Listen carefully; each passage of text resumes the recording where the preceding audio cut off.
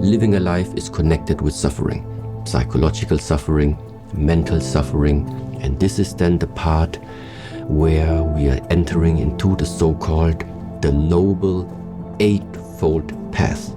There are only two mistakes along this way. You are not starting this one, or you are not bringing this one to the end. Welcome back to Mulligan Brothers. Today's video, as always, was sponsored by Huel. I'm drinking Huel Black Edition, which has 26 vitamins and minerals, 35 grams of protein and slow release carbs to make sure that I can stay satiated and proteined up whilst I make these documentaries. If you want to find out more about these, go to the link in the description. I'll talk about them a little bit later on in the video.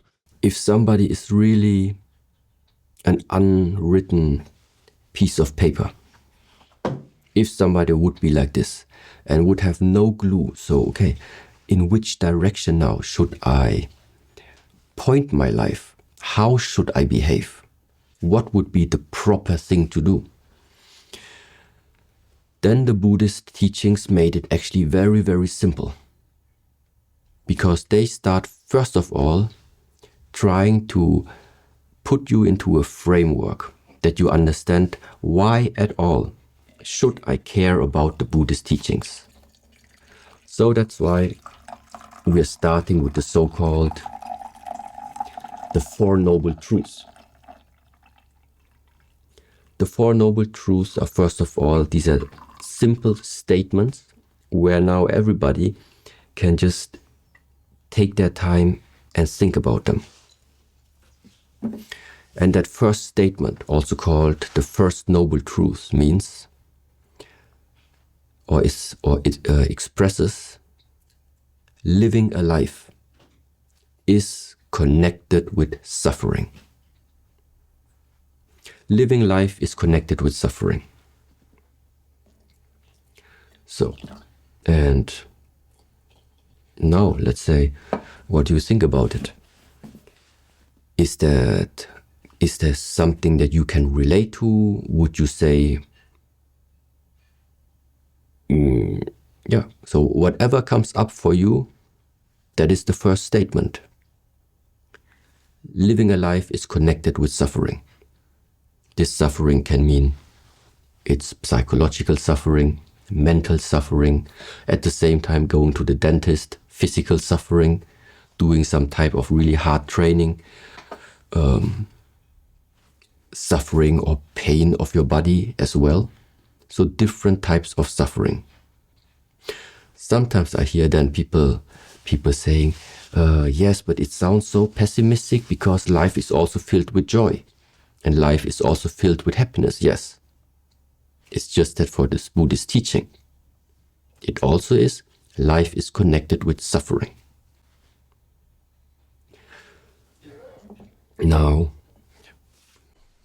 sorry, you talked me through this just before I did. What's the best way to drink the tea?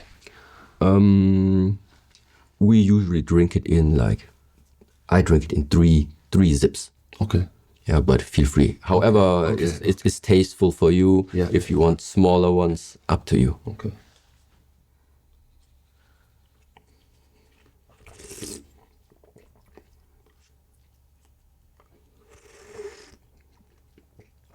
I really see what you mean about the coffee as well. Like, yeah, I could replace coffee with this.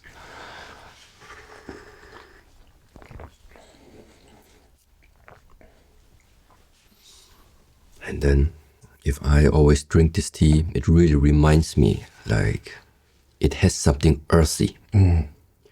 Yeah, it has something like a root, like a very old tree, something like this. It really, really remains on there. Yeah. Like, just like coffee, like it really stays there. So let's assume somebody would say, okay, let's listen to the second noble truth. That suffering has a reason. The reason why people suffer, the reason why suffering in this world exists, there are causes for it. These causes are greed, hate, and ignorance, or sometimes also not knowing. Greed, hate, ignorance, not knowing. Greed meaning the suffering sometimes comes for us because we are not satisfied with what we have. We want more from what gives us positive feelings. Whatever that is. You can have a really, really nice relationship, a really nice partnership. But eventually, also that one's gonna end. Not because you want it. Somewhere there is something which is gonna end it. And it's always that when something that gave you positive feelings starts to come to a change, that is that moment where then this suffering starts to arise again, for example. Now, hate meaning you get something that you actually don't want. You are confronted with something that actually you don't want. You want to have distance, nevertheless. You can't get to that distance because it just happens. So meaning greed is you don't get what you want, and hate is you get what you don't want. So in both cases, you feel already that the one thing is if you are having positive emotions towards something, that one carries a seed of suffering. But at the same time, if you are having rejection for something, is also already carrying the seed of suffering inside of it. And maybe you remember the first time when we met, I had that chain and I was like explaining that push and pull from that chain. In this world, if you don't pay attention that we are living, it is based a lot on dualistic and polarity, on dualistic principles and on that polarity. Meaning, in the moment I push something away from me, so I move it, I touch the water. In the moment I move it away from me, there is no other way. Then one day you will have to face that it's coming towards you. Whatever you try to push away, it's going to come back. In the same amount, in the same, let's say, in the same energetic push, in the same energy that you have put it in to keep it away from you, that same amount of quality of that energy is gonna come back.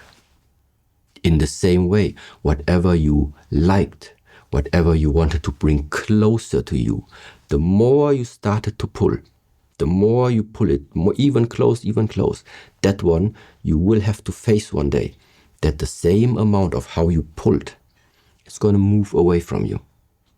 That's why also yesterday, I think living in this type of push-pull, you never get to peace. It's impossible to become peaceful like this. Why? Well, let's say there is one way. That would be you have incorporated change as 100% aspect of your life. You are adaptable no matter what. If it's there, you're okay. If it's here, it's also okay. So you are part of the change. So that means at the same time also maybe you express it as you are in the flow and in harmony with life. If something is being offered to you, you take it. If something is being taken away from you, you let it go. If this is your real attitude, without any hesitation even, then I think you can also be peaceful, despite the facts of the fluctuation. And the second way to be, let's say, or remain in peace can only be one other aspect. And that one is don't even touch in the beginning. Don't push, don't pull. If you see something that you like, of course, in that moment, you can enjoy it, that it's there. And you can fully immerse yourself in that moment when it is there. But just as it is leaving, you also return back to what is now real. And real is not that you wish it would still be here, because it's not. It just left you. That's why to learn to be fully present, when something is being offered, you take it. When something is moving on, you let it move on without attaching yourself to it. Yeah. And that is also really a difference between you are not cold towards the things. It's not that you are not taking full part of life. It's the opposite. That you watch into life and you realize it is like this. We will never have a world that will always be peaceful. That one does not exist. Yeah. So we have to learn and take the world as it is. But because we cannot change the circumstances, the only thing that we think is in our hands and in our mind is the way how you are learning to adjust your view and perspective in such a way that it makes it more livable for you.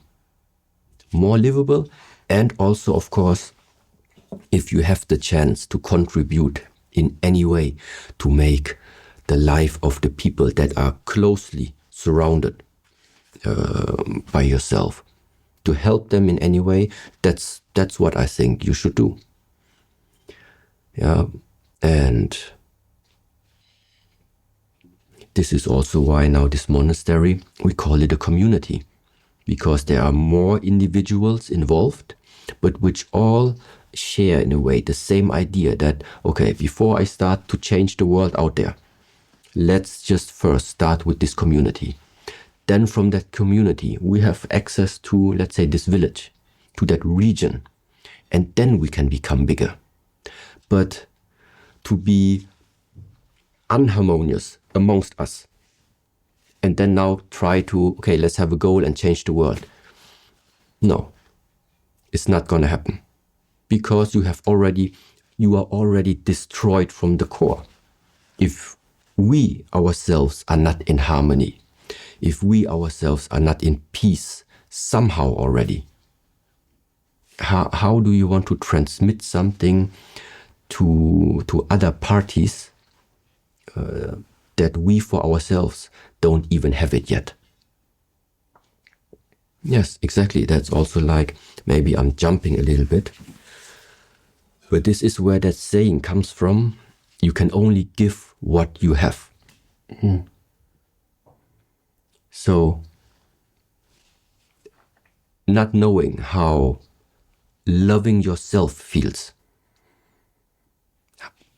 how can you then, let's say, talk to another person and say that you feel that love for another person? Not being responsible for your own health, meaning to have that feeling you are responsible for this. That whole body, this system is only running because of your responsibility, because of your care. So there is a connection that you actually have to yourself. You care about this. You feel it is your responsibility to take good care of this. If you mess up with the mind, you're going to mess up this. So to have care for yourself, to take responsibility for yourself, what naturally arises is you know how it feels. You know how care feels. And because now that we have it, now it's a different quality. If you now take care about someone, if you now take responsibility over something. The same goes for, let's say, thankfulness. To sometimes contemplate or meditate about how does thankfulness actually feel. And because these type of, let's say, qualities in the Buddhist teachings, in the Shaolin teachings, we sometimes call them, these are like the qualities from the heart. Love, thankfulness, joy, compassion. Love, thankfulness, joy, compassion. These are 4 qualities, let's say, that are necessary to be developed if you want to take full part of this life, because that's the quality of life. To be loving to yourself and then towards others. Only if you know what love is, you can understand what compassion is. Because compassion means, because you love, let's say, you have a feeling for yourself, then you project this feeling towards other people. Then you look out in the world and you see the people that either they have not realized yet what they have, or you see that they are being blocked or sad by whatever, that love does not shine out from them. And because you feel this for them, that this is something which is missing in them, which is blocking them still, this is why the feeling of compassion arises. That you would wish the best for that person, that eventually all the blockages, all the stagnation, all the fantasies and illusions start to dissolve, and that natural feeling starts to come out again. That's why this love and compassion is so close related. And the thankfulness, I think it has also something to do just with the way of the tea, the appreciation of the process, the appreciation of the uniqueness of individuals, and the thankfulness that no matter what, that we have this chance right now to be alive. Yeah, some people complain about that they are alive, then commit suicide, which in terms of Buddhist perspective is one of the worst things you can do. Because it is like this nature, God, the creator, the creation, gave you the chance, something very special, existence, and you waste it by committing suicide. This is how, like, I put it now a little bit harsh, but that's how it is. So it's like you disrespect the creator's creation. Yeah, and that's why, like, this thankfulness, this respect and appreciation for life is also something that we relate to as a quality of the heart. And yeah, and the other aspect, of course, this life, nothing is sometimes too serious. Therefore, joy. Sometimes you need those joyful moments where you come back to making the mind empty and return back to the stage that very often I think you can see in children. There is no predetermined concept yet how to behave when that joy arises. And then when the joy comes, just let the joy be. Yeah. So, and meanwhile, in this world, if I look out, sometimes you really you just need to go out in the city here in Germany, yeah, and it's that serious. You rarely see people walking meanwhile somehow just on the street and at least have a little bit of a smile on the face. It's that serious.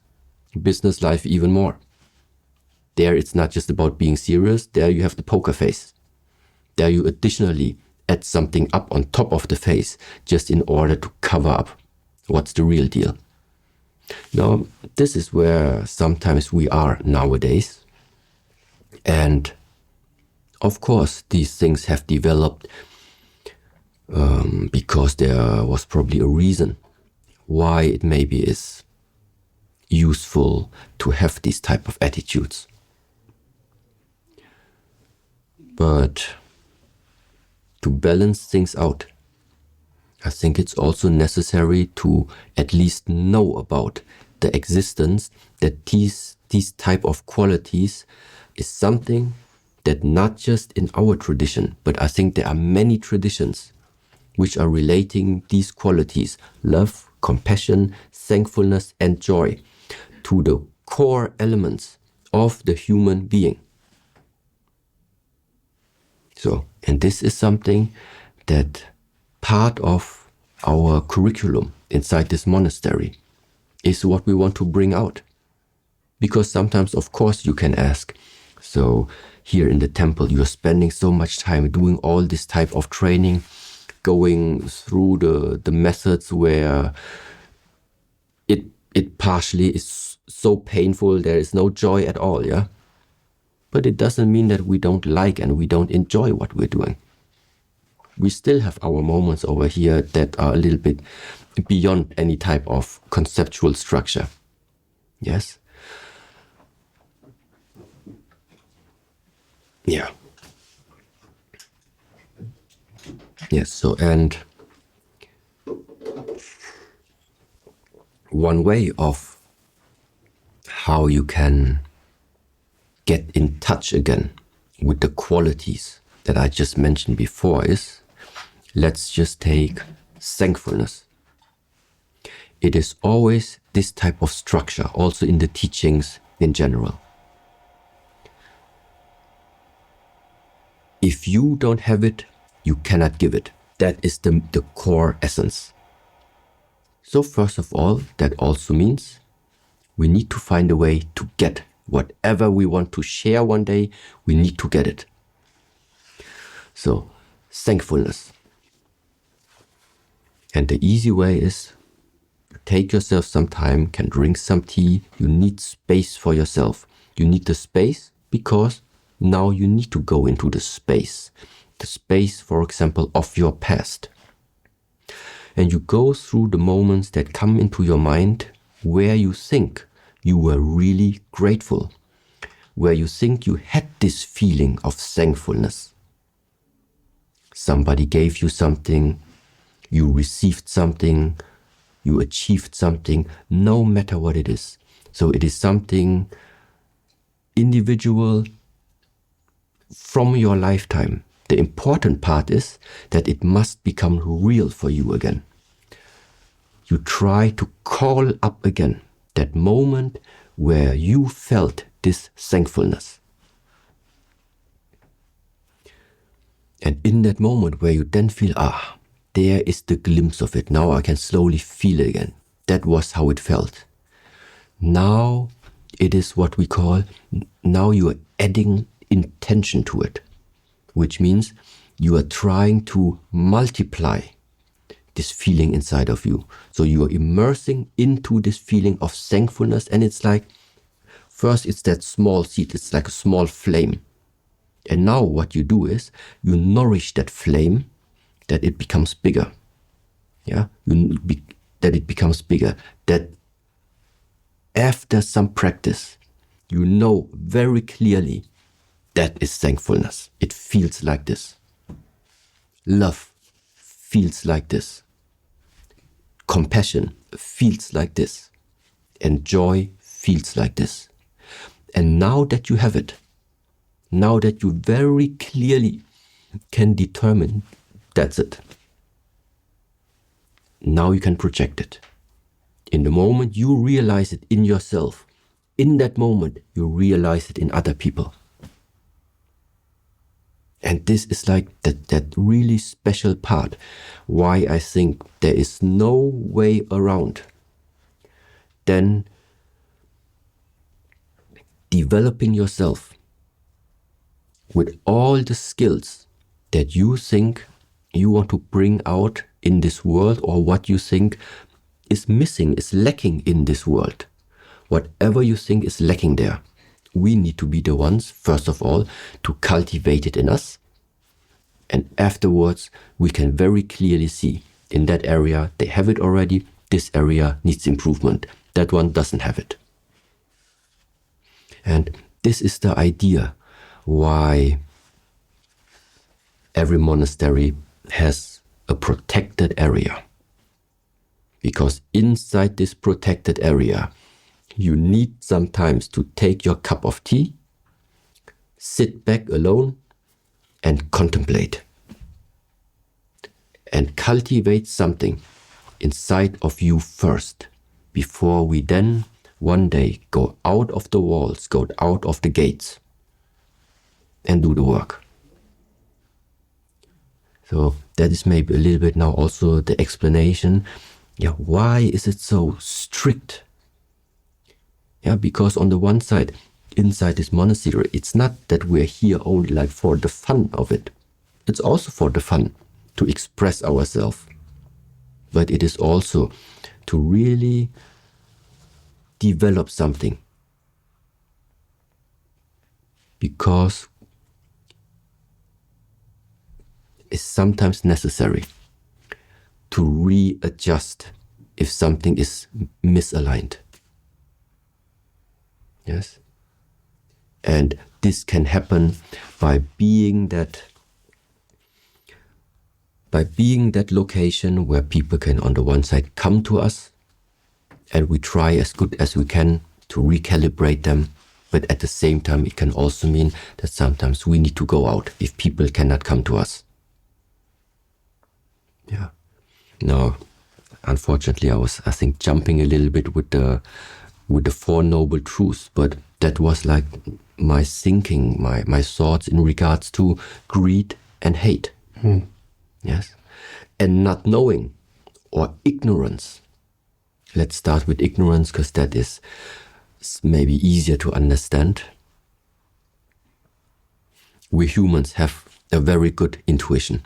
Many people have a good intuition. Or meaning, listen to yourself. If you listen to yourself, sometimes you already know the answer. The answer to, come, let's go out tonight, have a party, and let's keep going a little bit. You already know.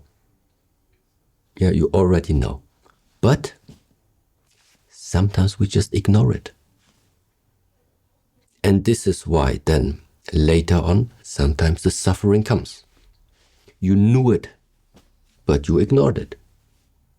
So that's why this is the third reason why a lot of suffering in this world is coming. Because between knowing something and putting that knowledge eventually also into practice, it's a different thing than knowing and doing what you know, or knowing and ignoring. Then this does not like merge together anymore.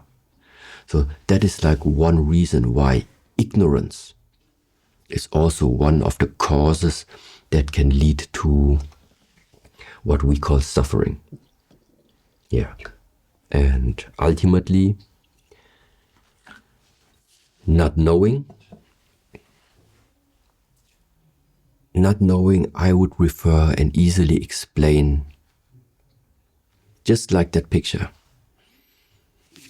What type of a day we have right now, meaning that you are not supposed to separate into day and night.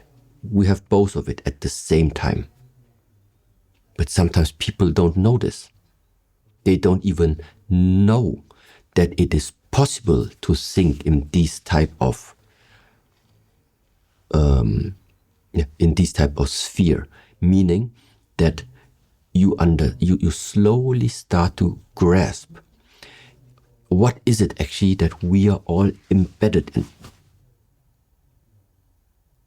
Embedded in a world where day and night exist at the same time, where life and death exists at the same time, not chronologically after another.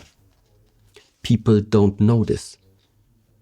Because they still think in terms of chronological pattern. That sometimes also means they think in terms of it will always go in one direction. Which direction? The direction that is propagated nowadays. You need to earn, you need to be positive, you need to be optimistic, you need to have success, you need to be young, you need to be beautiful, you need to be always having. This world is not telling you, let go, support, give, death. Nobody is talking about that line. This is the line that is propagated. So what does it mean? You are being conditioned by whatever you are surrounded with. And if since 100 years everybody is propagating that one, of course the mind is conditioned in this direction. So people don't know that this is only half the truth.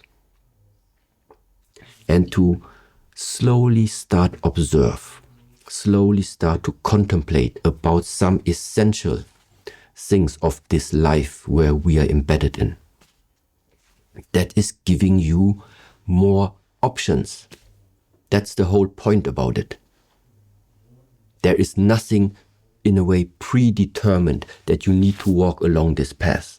This is the idea of other people. To understand this one and to understand this one and to understand it's together. It's different. It opens different possibilities for you. Because you are not supposed to live a life what other people expect you to live. You live the life you expect from yourself. You express from yourself, while, once again, of course, not harming others. But besides that, everything is allowed. Yeah. Now, that was the noble truth number 2, which means the suffering has a reason, has a cause. The third noble truth is that there is an end to all of this. There is an end to the suffering. And the suffering ends in the moment where you find a solution for the causes.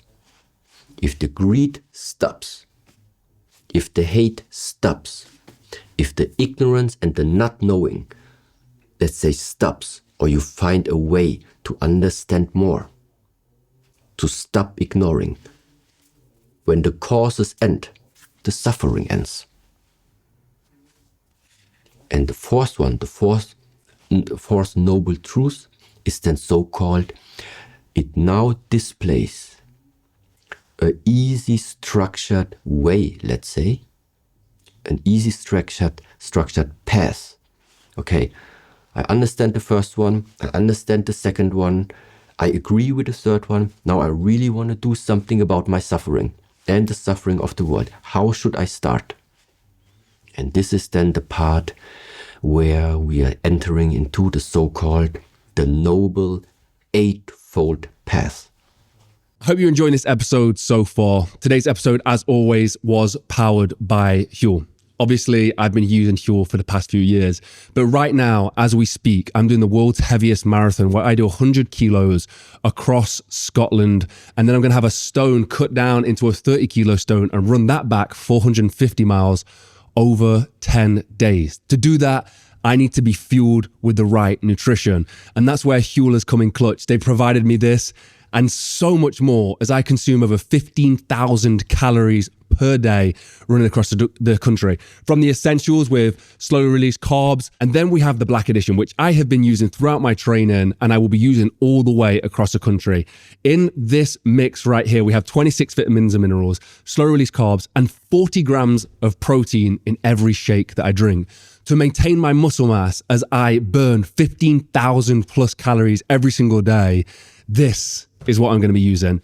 But don't just take my word for it. There are many other amazing athletes who have been using this product, like one of my favorite, Russ, the hardest geezer, as he ran the entire length of Africa. If you want to find out more about Huel, head to the link in the description where you can get exclusive offers, or pop into your local store. All major retailers stock Huel, and I promise you, once you've tried it, you'll never go back. Let's dive back into the episode. I would like to give an introduction to something that in the Shaolin community, in the Buddhist community, it's already widespread and well known that there is a so-called guideline or a so-called Noble Eightfold Path, it is called. It is called Noble Eightfold Path because it is describing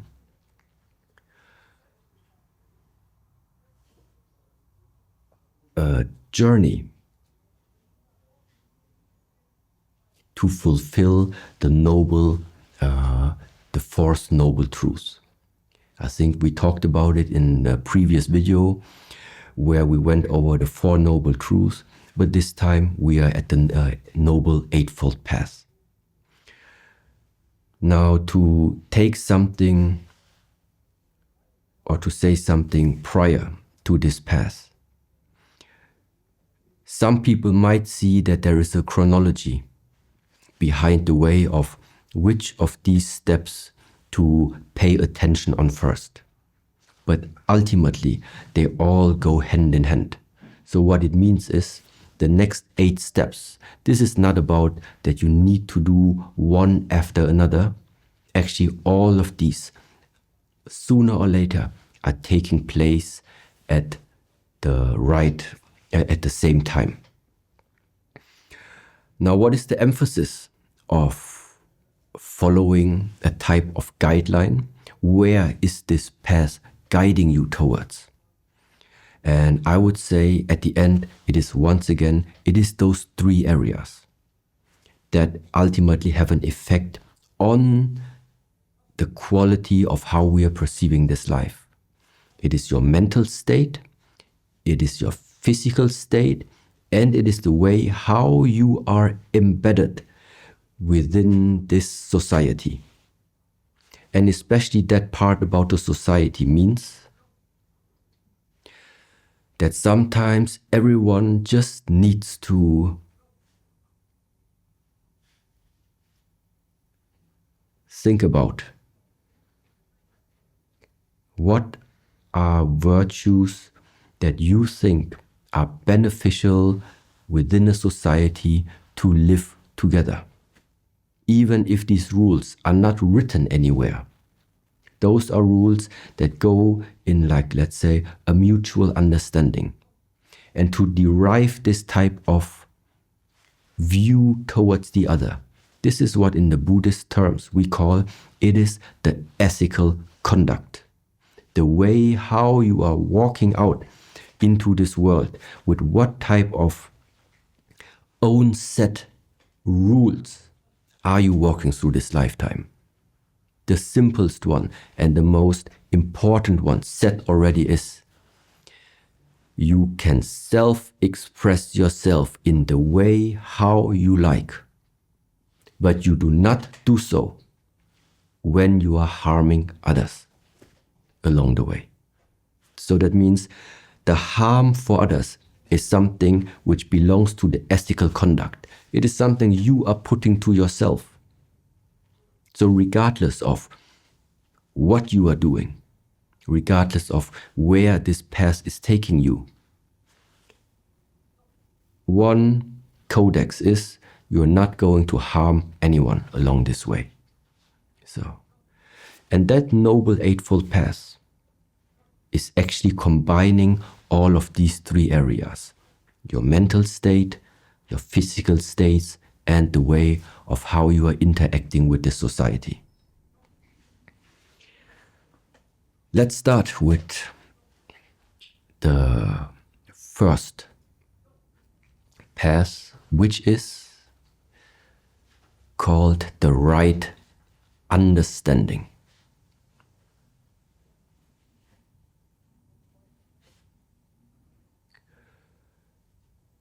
To give you an overview what's going to come right now, maybe it's easier if I just mention all 8 first of all. Number 1, the right understanding. Number 2, the right thought, right thinking. Number 3, right speech. Number 4, right action or right behavior. Number 5, right livelihood, the right way of earning your living. Number 6, the right effort. Number 7, the right concentration. And number 8, the right meditation.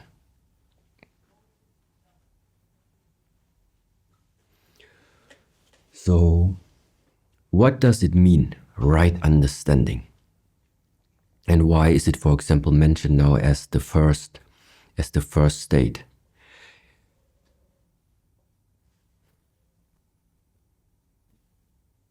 I do think that if you are looking at the world already with predetermined concepts, looking at the world already with some type of expectation, then it's going to be very difficult to really see how the things are. So right understanding involves all these type of learning to see how the things are. Similar to that story, day and night, both at the same time. Same as the view, nothing in a way is permanent.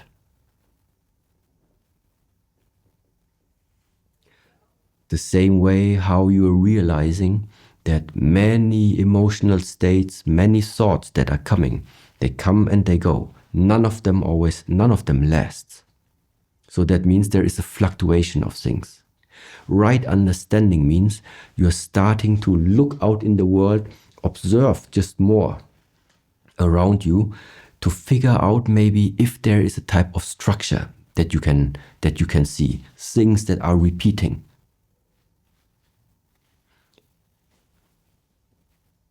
Because based on that, based on how much have you understood of how certain things in this world are functioning, based on that arises the right thought. How do you know if something is the right thought or even the next one being the right speech?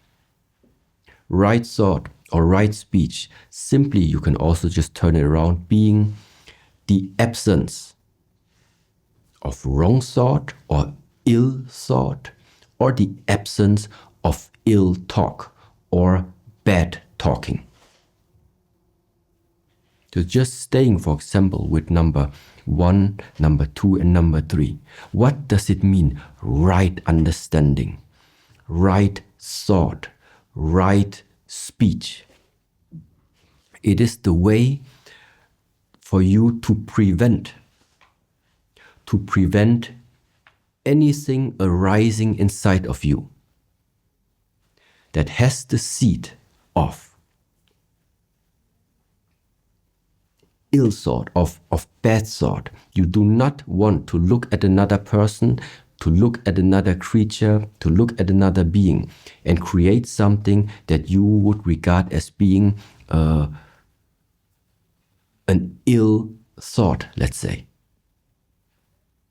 The same goes for the right speech or the absence of right speech, meaning gossiping. Now, in that point of the right speech, it doesn't only mean to take care of what you are talking. It's also important to understand that sometimes, even if you would like to say the truth, even if your words are true, but it's not always the right point in time to speak the truth to someone. That can mean if somebody at this moment in time is very much emotionally charged. Something just happened in a few minutes ago. Sometimes it's not good to even use true words in such circumstances. So right speech doesn't only mean using words that don't hurt anyone. It also means using words at the right time with the right understanding. The right understanding that there are times where it's useful and there are other times where it's pretty much out of place. This is also belonging to a type of understanding that we would like to cultivate in ourselves, under that category of right speech. So to bring it back into perspective, what is it that I would suggest for next year? What are you supposed to do right now?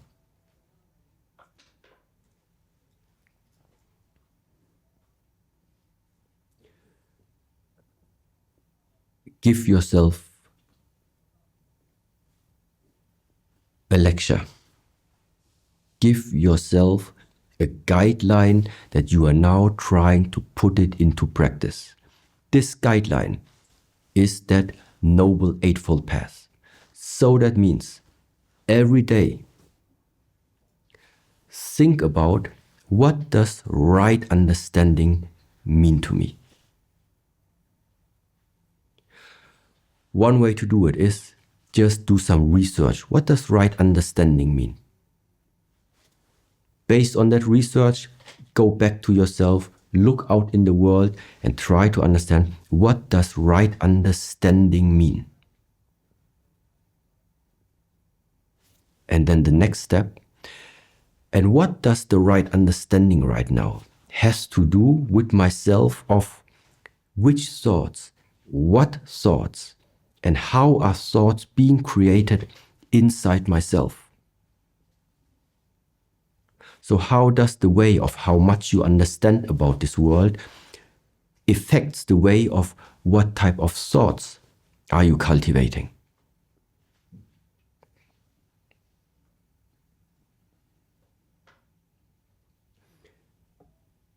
After you are starting to investigate of where your thoughts are coming from, you this time pay attention during that week everywhere where you're going.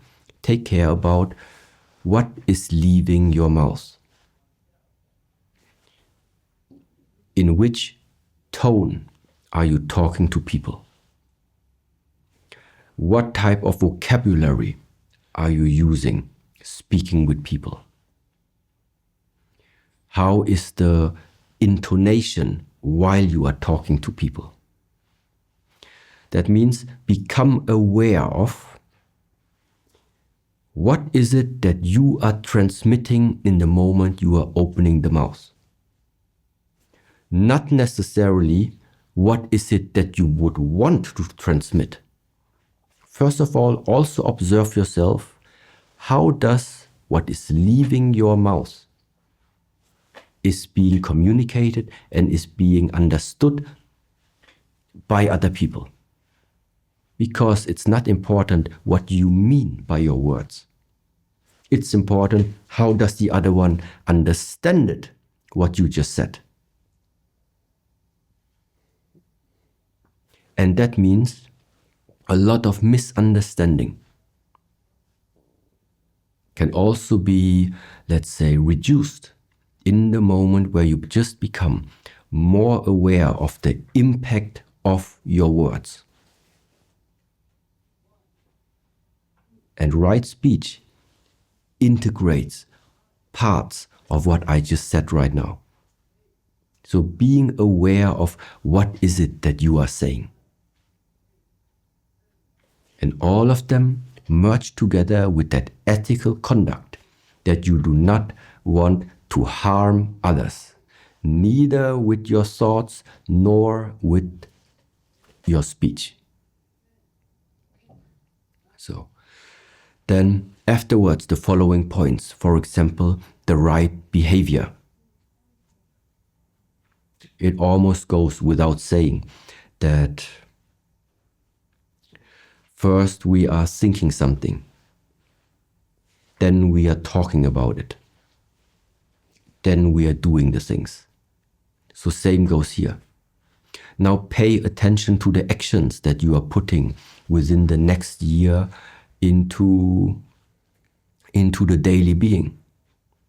Because it's another 365 years where a type of conditioning is taking place. And this conditioning is consisting of the actions that you are doing, the habits that you are having, the behavior that you are putting towards others. Which then means the right livelihood. Right livelihood meaning how are you earning actually your possibilities of living this life. I think in that time where that noble eightfold path was developed, it also meant, for example, that if you have the ethical conduct to not harm too many beings, the right livelihood would quite a lot be in conflict of being a butcher. The right livelihood meaning, by the way of how you are making your living, are you causing harm along this way? Are you causing harm along this profession, let's say? And now you must understand that this type of guideline, this type of noble eightfold path is like centuries old. So what does it mean? It means that a lot of experience went into these type of statements.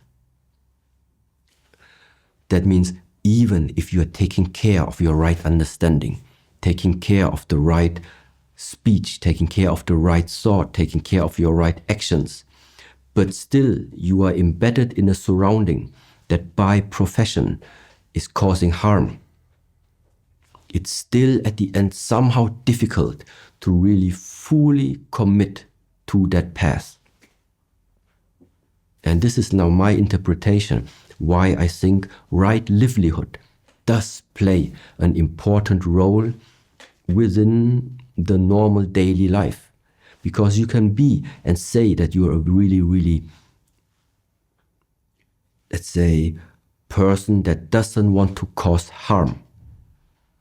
But then you must make it from beginning until end without any excuses in between, which also involves, therefore, the right livelihood. Yes. So number 6 is the right effort, meaning you know the path, you know what needs to be done. And sometimes doing the right things is a difficult thing to do. Because it's not always what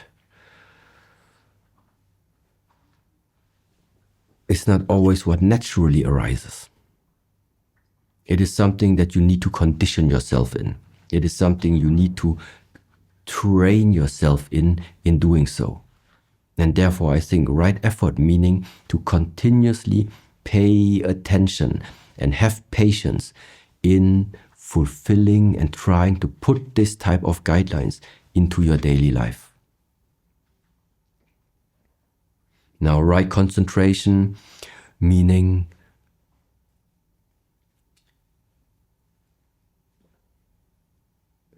to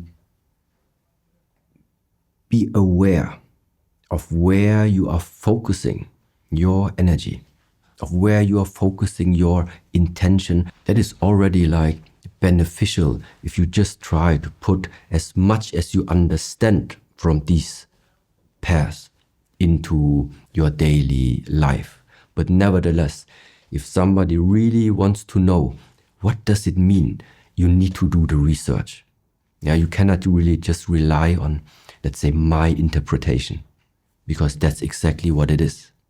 It is my understanding of how these wordings do have a meaning in my life, how I put them into practice. Yes, but I'm very sure that there is way more to each of these sentences. But that is dependent on where is somebody standing right now. Somebody who's just starting this path, he has one type of understanding. Somebody who already knows these type of guidelines, who already knows them for 5 years, 6 years, 7 years, some decades, who already practiced them for some decades, he has another understanding with them. Yes, it's just that this path is like showing you off if there is something to adjust within your life, which are the areas to adjust. And that means adjust first of all.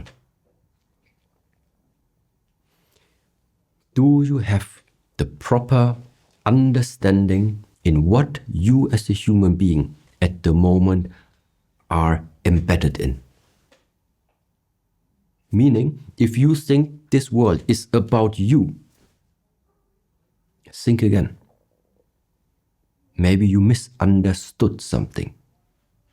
That's why the right understanding is something very, very fundamental for everything else to follow. Yes? Then afterwards, after let's say you understand, okay, let's just assume I understand, or I can see apparently that there is a connection between us humans, between the people that you are dealing with. Let's just assume there is a connection. If there's a connection, merge together with the ethical conduct that you do not want to harm, which would normally automatically arise in the moment where you feel the connection. Then it means in the way of how I am thinking, in the way how I am talking, I do not want you to get any harm from that. So that means watch exactly what type of thoughts are you cultivating towards your colleagues at work. You regard them as being colleagues, that you are all working on the same mission, let's say. You're all pulling on the same rope, or you're regarding yourself being surrounded between your colleagues and this is about competing. These are moments where a thought can arise. Afterwards, same with the speech, same with the actions. Coming once again to the way how you are earning your daily life. And now the other 3 areas that we think need some improvement is the way, first of all, are you meditating? Do you have inside your daily life a meditative practice? In meditative practice, you find plenty of ways and plenty of explanations how to either get started with it or even to just get a glimpse of why would it be necessary to integrate this meditation inside of you. And meditation is the practical way. It's the practical way to start and see more. Why to meditate? To bring clarity to your life. What to do when I have clarity in my life? I start to see things better and therefore start once again to understand things better. So there you right now, for example, can see that meditative practice is very closely related also to the amount of how and what you are understanding. This is why it's not a chronology of steps that somebody is going through. All of this at the same time, as much commitment as you would like, as much effort as you would like to put into this type of practices. But since, let's say, people were asking, so I don't know what to do. What should I do? That is the traditional Buddhist guideline of starting the path. And afterwards only come one sentence that maybe people have read before. There are only two mistakes along this way. You are not starting this one, or you are not bringing this one to the end. That's it.